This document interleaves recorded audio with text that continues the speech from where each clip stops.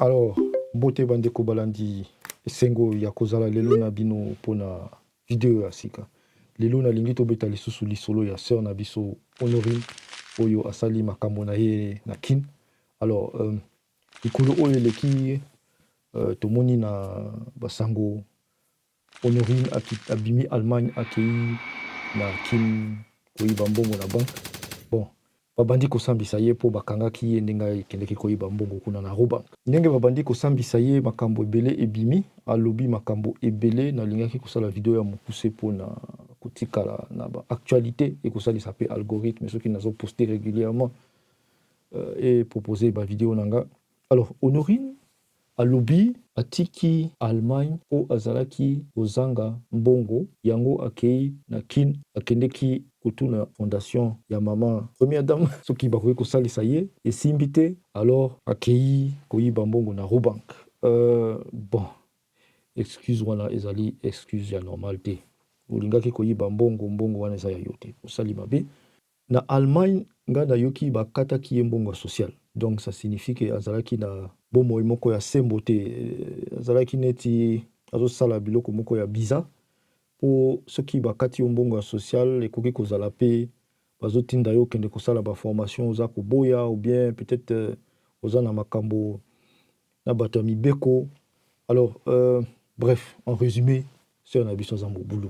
Nalingaki kolakisa bino eloko moko alobi aza na mbongo te. Alors awa na Allemagne ba oyo bayebi te bapesaka mbongo ya bana. Soki oza na bana na ndaku bakopesa yo mbongo, babengaka yango awa Kindergeld.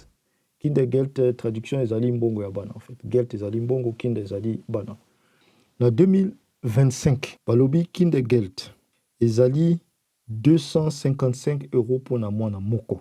Na 2026 ekokoma 259 €. Donc soki ozali na bana mibale bakopesa yo 510 €. Soki ozali na bana misato bakopesa yo 765 €. Neti ye aza na bana mine, ye azwaka na sanza kaka pona bana 1020 €. OK?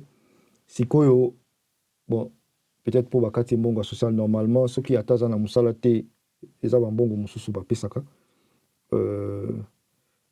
Clairement ezali ko expliquer te pona nini alingaki ayiba mbongo kuna na kin.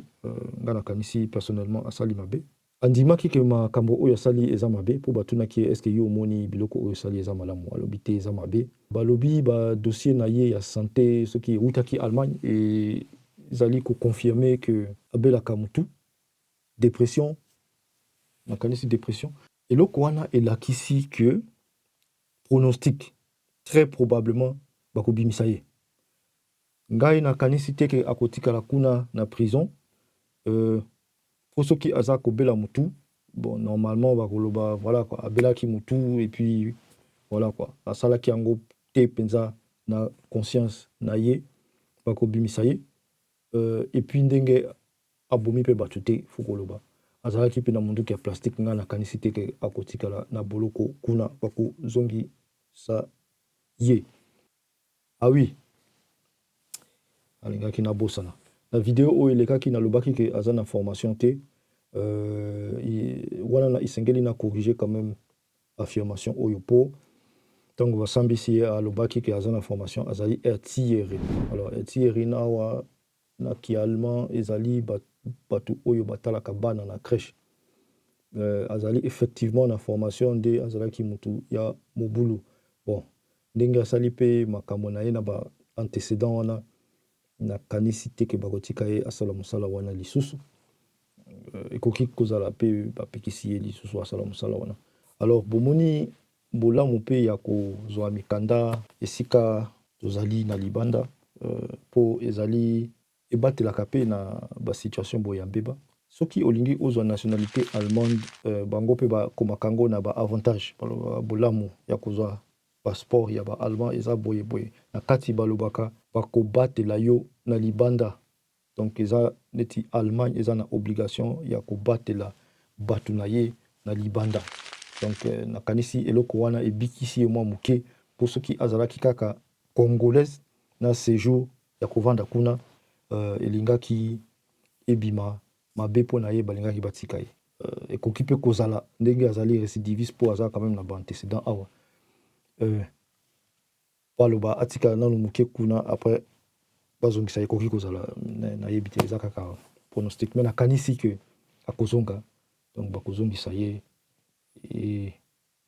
voilà na biloko na ye baboule na ye amelaka wana makaya bon ekobebisa kaka motu moi je sais pas mpona nini bato bamelaka makambo wana yo mpe oza na bana na ndako mama ozombela biloko wana voilà quoi oui akozonga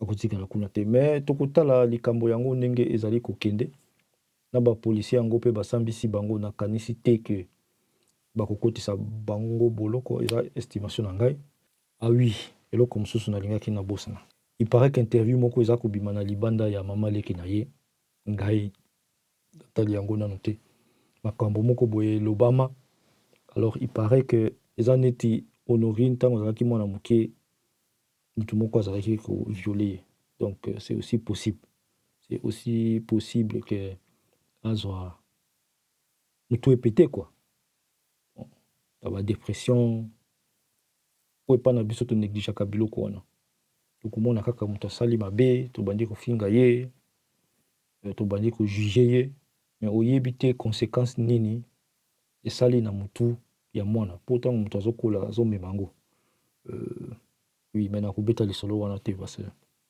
nayebi te soki eza ya solo et puis eza quand même baccusation moko ya grave hein? Voilà akozonga na yo merci beaucoup mpona video ya lelo tokokutana mpona video mosusu ya Honorine tokobanda otala yango